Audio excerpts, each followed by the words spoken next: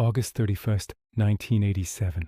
Michael Jackson sat alone in his home studio at Havenhurst, staring at the final master tape of his new album.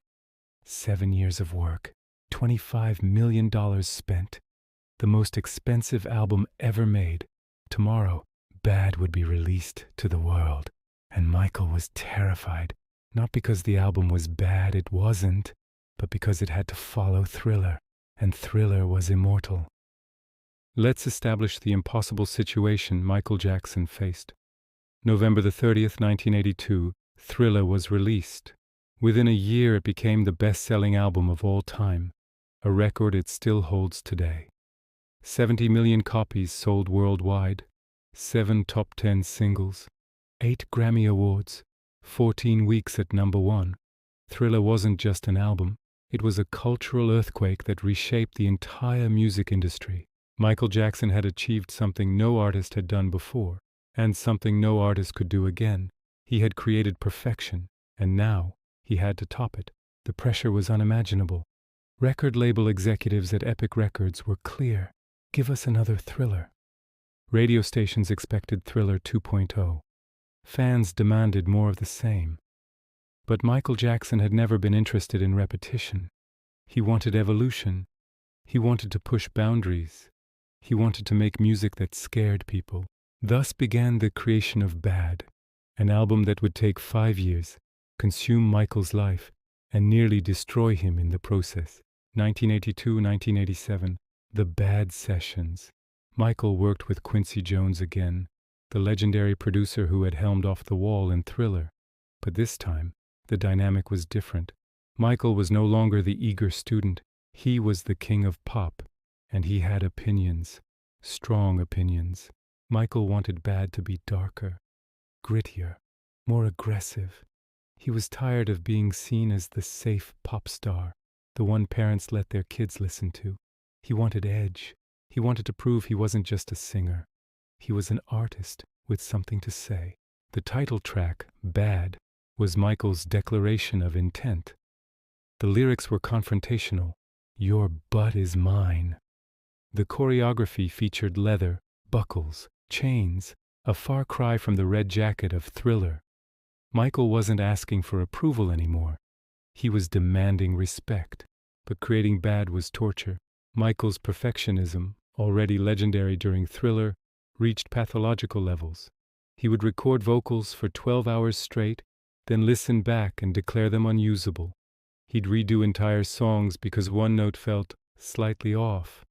Producer Bruce Swedian recalled, Michael would sing a line 50 times, literally 50 takes, and then he'd combine the best moments from each take into one perfect performance. The cost ballooned. Studio time, musicians, technology. Michael spared no expense. He wanted Bad to sound like nothing else on radio, futuristic, raw, polished, and dangerous all at once. But the biggest challenge wasn't technical. It was psychological. How do you follow perfection? Every song on Bad was compared to Thriller before it even existed. Smooth Criminal had to be better than Billie Jean. Man in the Mirror had to be more emotional than Human Nature. The Way You Make Me Feel had to be catchier than Wanna Be Startin' Something. Michael was competing with himself. And that's a war nobody wins. Then came the collaborations and the rejections. Michael wanted to duet with his heroes. He approached Prince for a duet on Bad. Prince listened to the demo, smirked, and said, the first line is, your butt is mine. Who's going to sing that to whom? He declined. The duet never happened. Michael was crushed. He reached out to Whitney Houston for a ballad collaboration. Scheduling conflicts killed it. He wanted Barbra Streisand for I Just Can't Stop Loving You. She was unavailable. Every rejection felt personal. Michael wasn't just making an album. He was trying to prove he belonged among legends, and legends kept saying no. But Michael didn't quit. He found Siedah Garrett for I Just Can't Stop Loving You, and it became one of the album's biggest hits. He recruited legendary musicians. Stevie Wonder contributed harmonica to Just Good Friends.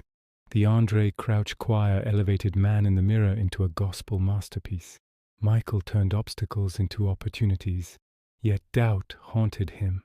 In interviews years later, producer Quincy Jones admitted, "Michael would call me at 3 a.m., panicking. 'Quincy, it's not good enough. People will hate it. They'll say I've lost it.' I'd tell him, 'Michael, it's brilliant.' But he never believed it." August 34, 1987. Bad was released. The first single, "I Just Can't Stop Loving You," had already topped the charts. But the real test came with the Bad music video, a 16-minute short film directed by Martin Scorsese, featuring Michael as a streetwise tough guy leading a gang in a subway station. The public reaction was mixed. Critics praised the album's production and Michael's vocal performances, but some mocked the Bad persona. Michael Jackson, the guy who loved Disney and animals, trying to be tough. Weird Al Yankovic parodied it as fat. Late-night comedians joked about Michael's bad boy act. It hurt. Michael had poured everything into this persona and the world laughed. But then something happened. The album kept selling and selling and selling. Bad hit #1, then The Way You Make Me Feel, then Man in the Mirror, then Dirty Diana, then Smooth Criminal. 5 #1 singles from one album, a record that still stands today. Bad sold 35 million copies worldwide. It wasn't Thriller, but it was the second best-selling album of the 1980s. Any other artist would have killed for those numbers. But for Michael Jackson, it felt like failure, because it wasn't 70 million. It wasn't Thriller. This is the tragedy of greatness. Once you reach the summit, every step feels like descent. But history has been kinder to Bad than Michael's contemporaries were. Today, critics recognize it as one of the greatest pop albums ever made. Man in the Mirror is considered Michael's most powerful song, a plea for self-reflection and change that transcends entertainment and enters the realm of art. Smooth Criminal showcased Michael's ability to blend noir storytelling with infectious rhythm. The Way You Make Me Feel captured pure joy in 3 minutes and 59 seconds. Bad proved something crucial. Michael Jackson didn't need to repeat Thriller. He needed to evolve beyond it. And he did. Bad was darker, more complex, more vulnerable. It showed an artist refusing to play it safe, even when playing it safe would have made him richer. The Bad World Tour launched in September 1987 and ran until January 1989. 123 concerts, 4.4 million people, the highest grossing tour by a solo artist at that time. Michael performed Bad with a fury that bordered on rage, not anger at the audience, but anger at the expectations, the comparisons, the impossible standard he'd set for himself. But the cost was visible. Footage from the tour shows Michael increasingly exhausted. His frame grew thinner. His movements, though still precise, carried a weariness. He was running on fumes, chasing a ghost, the ghost of Thriller, the ghost of perfection, the ghost of who the world wanted him to be. In 1989, after the tour ended, Michael retreated. He barely appeared in public. Rumors swirled. The tabloids had a field day. But Michael was doing something essential. He was recovering. Not just physically, but creatively. He had learned the hardest lesson any artist can learn. You can't outrun your own legacy. You can only move forward and hope people follow. When Michael released Dangerous in 1991, he had made peace with Thriller. He stopped trying to beat it. Instead, he focused on making music that mattered to him. And ironically, that's when his artistry reached new heights. But Bad remains the pivot point. The album where Michael Jackson transitioned from invincible superstar to vulnerable artist. Where he proved that even gods bleed.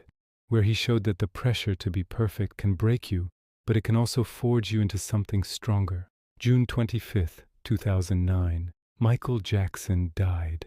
Among the tributes, fans held up posters from all his albums.